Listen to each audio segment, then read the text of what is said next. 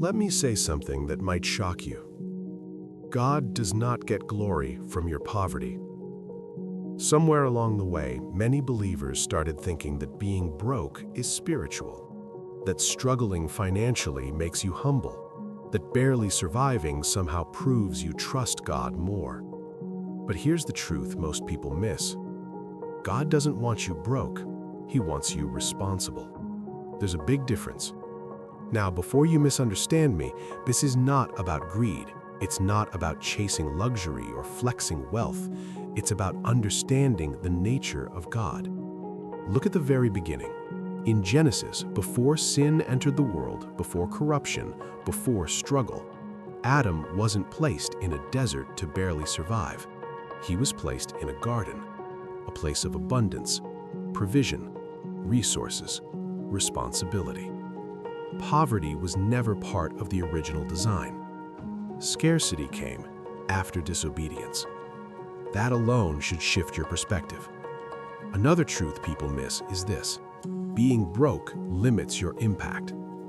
You can't fund missions if you're drowning in debt. You can't employ others if you can't sustain yourself. You can't give generously if you have nothing to give. Money is not evil. The love of money is. There's a difference between worshiping money and using money as a tool. And tools in the hands of righteous people can do powerful things. Think about it. If wealth automatically made someone ungodly, then Abraham wouldn't have been blessed with livestock and land. Solomon wouldn't have had wisdom and riches. Job wouldn't have been restored with double. God never had a problem with His people having resources. He had a problem when resources had His people. Here's another truth. Sometimes being broke is not spiritual warfare.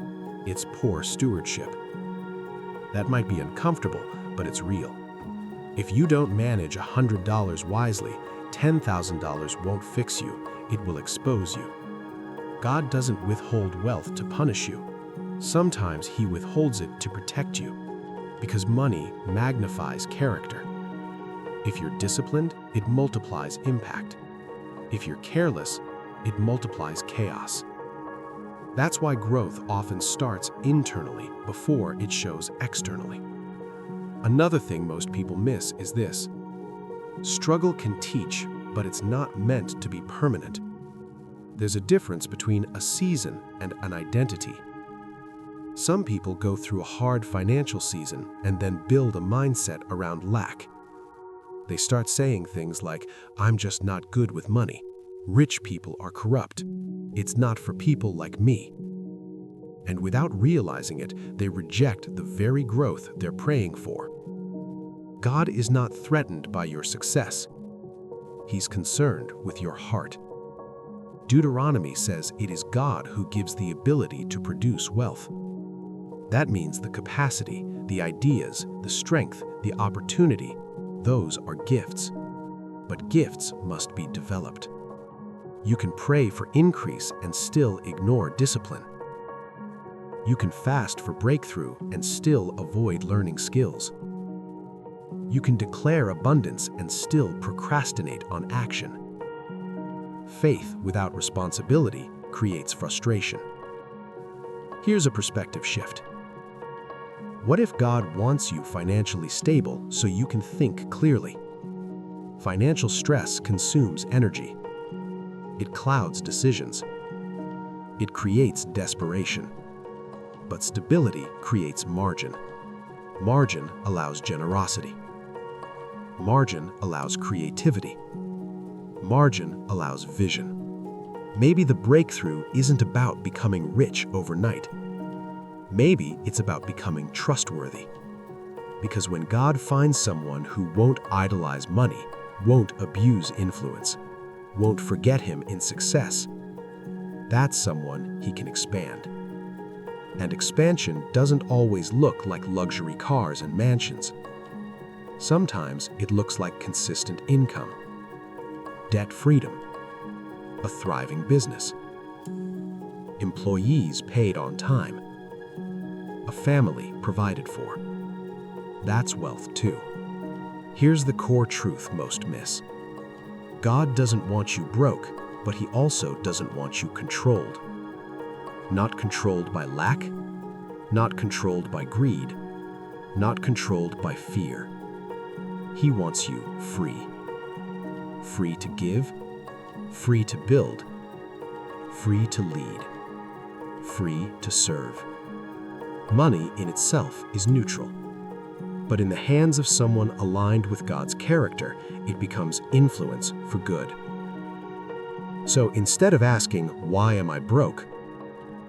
maybe the better question is, what is God trying to build in me before He builds around me? Is it discipline? Is it patience? Is it skill? Is it wisdom? Because when your internal foundation is strong, external increase becomes sustainable. And sustainable blessing is always better than temporary hype. If this perspective challenged you, good. Because sometimes breakthrough doesn't start with more money. It starts with better understanding. God doesn't want you broke. He wants you prepared.